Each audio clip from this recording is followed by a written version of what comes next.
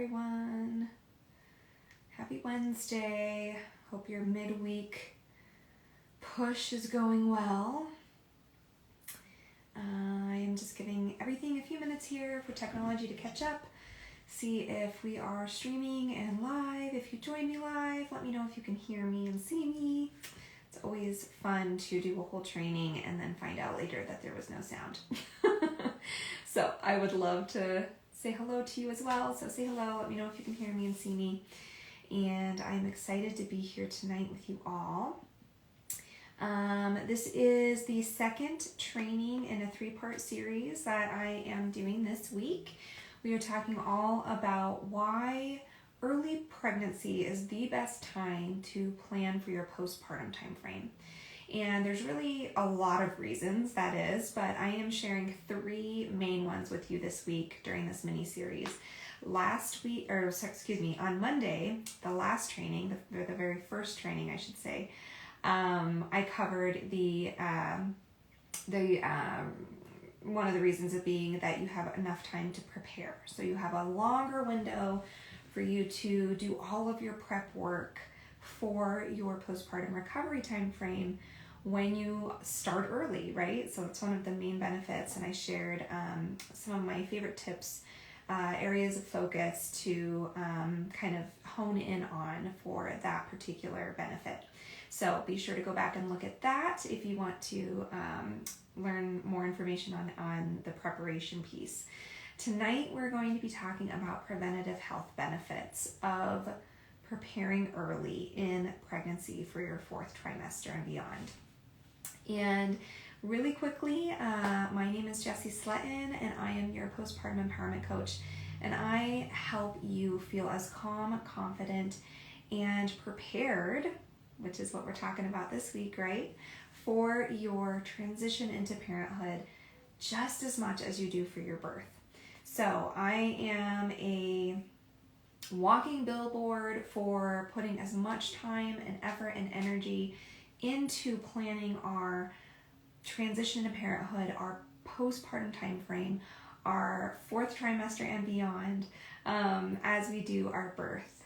So many of us so often really put in the effort and the work and the prenatal classes and the breastfeeding classes and all these other things that are really, really wonderful for the birthing process, right? And we take the Lamaze classes, and we learn how to do the J breathing and all the things, right? Hypnobirthing, so important, so beautiful. We also need to put just as much time into planning for caring for our newborn, caring for our own bodies after birth, understanding the physiological and biological changes that happen within our bodies and how that impacts the way we heal and the way we nourish ourselves after birth, and having a holistic plan to navigate those changes is going to benefit you immensely. We're going to talk a lot about that tonight. So if you're interested in learning more about all of the things when it comes to preparing for your postpartum journey, let's sit down and have a chat over Zoom. It's a free virtual clarity call that we can sit down together, and I can get to know you a little bit better, heart to heart, figure out what it is that you are wanting for your ideal postpartum. What have you put into place already for your planning? And then we kind of figure out, by having this conversation, maybe where those gaps are and how enrolling in my P4 program or Preparing for Parenthood postpartum planning program can really help you fill in those gaps and really have the support that you need and that you deserve. So if you're interested, for my folks on Instagram, check out the link in my bio for scheduling a call with me. My friends here on Facebook, go ahead and click the link in the description of the live video, or I also have it as a pinned comment here, so you can easily schedule some time on my calendar. And if there's not a spot that you guys are seeing that works for you or your schedule, you can always DM me and we can figure something out. So definitely don't let that deter you from scheduling time. All right, so let's get into tonight's training, all about the preventative health benefits of preparing early in pregnancy for your postpartum time frame. And there is a ton of benefits, preventative benefits, but I really want to focus in on what you can do proactively while you're planning for your postpartum in order to really increase that protective factor for so many things in postpartum. And some of the benefits and the things that we see when somebody really focuses on planning for their postpartum time frame and they put together these structures of support and all of the things that are really, really important that we work through in the P4 program and that I talk about all the time, we see the benefits clearly in these parents who have done that work and have really put the focus on their own healing, their bonding time with baby, their relationship with their partner, all of the things, really shoring up these foundational pieces so that they have that solid structure, even if we've never done this before and this is your first time, your first pregnancy and birth and your first time, bringing a baby into the world that you bring home and care for. You have the structures in place to navigate that unknown with a little bit more certainty. And so it makes sense, right? The more we are prepared, the more resources we've put together, the more knowledge we have about the postpartum time frame and what to expect and what's normal, what's something we should be concerned about, when do I reach out for help, who do I ask for help that I can trust, all of those things. When we plan for that, we're going to have a much smoother transition, and we will be able to reach out for that help so much faster, so much quicker, because we know who to ask for and when to do it. So it makes a lot of sense. But I want to kind of hit on a few pieces here that are really important. And one of those is absolutely making sure you're prioritizing your nutrition and understanding how your body has changed and why that impacts your digestive system and why that's important, because malabsorption of nutrients can really affect your ability to heal because your body isn't able to utilize all the nutrients from your food as easily as it did before the postpartum time frame. There's a lot of stuff going on with how our body rearranges internally, our hormone fluctuations. All of these things are affected by the food that we fuel our body with. And so understanding these changes, understanding how to actually eat in the postpartum time frame and why it's so different than any other time in your life, and having these foods identified ahead of time, having them available, creating like a meal plan or asking for like a meal train that you can have brought to you for postpartum specific meals that are very nourishing and nutrient dense can be so helpful. So really, when we focus on food and focus on nourishing ourselves, that protective factor for our healing, enhancing our healing, as well as a protective layer to our postpartum mental health is really amplified. And we see this in the research. And when we talk about postpartum mental health, there's a lot of factors that are protective for our mental health and ensuring that we have a plan if things go a little bit sideways, right? And we start to experience some of the more clinical symptoms of postpartum mental health disorders. So food is one of those protective factors. The other thing that I highly recommend when it comes to preventative health benefits of planning is having a sleep plan. This is so important, and so many people struggle with this because it's the newborn phase, right? And so we understand and we've heard the horror stories and we know we're not going to get any sleep and we know it's going to be tough, but whatever, we just have to stick it out and it is what it is, right? And we just kind of settle for that. And then once we're in it and we are truly experiencing actual sleep deprivation and we are struggling, that's when we start to really see mental health outcomes take a dive. So it's so important for you to make a plan ahead of time, figuring out how can I prioritize my rest and my sleep in order to have that protective factor when it comes to our mental health. It is sleep and food, sleep and nourishment are two of the biggest protective factors we have against mental health struggles. And they also are incredibly important for healing our physical birthing wounds as well. So not only for our mental health and healing, but also for our physical mental health and healing. So it's so important that we are figuring out in our planning how we can prioritize our nourishment and how we can prioritize our rest, and really getting our partners involved in this piece is so key. I talked a lot about that on Monday, where that's one of the most overlooked things I feel is really preparing as a partnership for the postpartum time frame and really working on strengthening that relationship, opening up those communication pathways. Those are so important. I'm not going to reiterate all of that because I already did that on Monday, but it ties into this too. One of those communication pieces when it comes to our mental health is understanding a plan for our partners and for our support team when we are struggling. Sometimes when we are in the weeds and we are experiencing depressive symptoms or anxious symptoms or any of the other perinatal mood and anxiety disorders that can crop up in the postpartum time frame, we struggle with self-advocacy because we physically can't ask for the help that we need.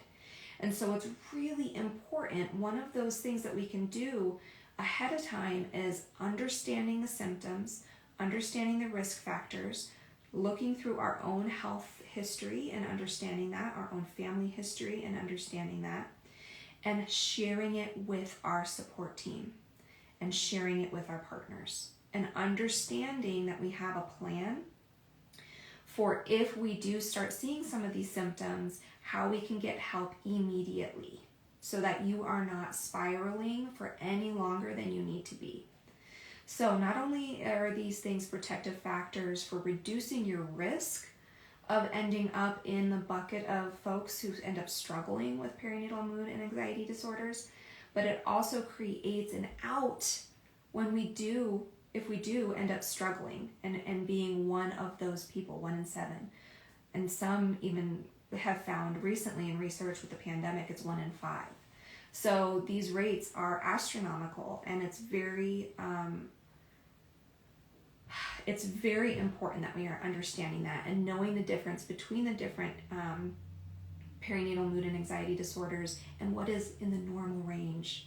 One of my biggest icks that I've been seeing on social media, and this is really important because, with it being Mental Health Awareness Week, we just came out of that for maternal mental health. One of the biggest things that I see all the time is people classifying baby blues underneath postpartum depression.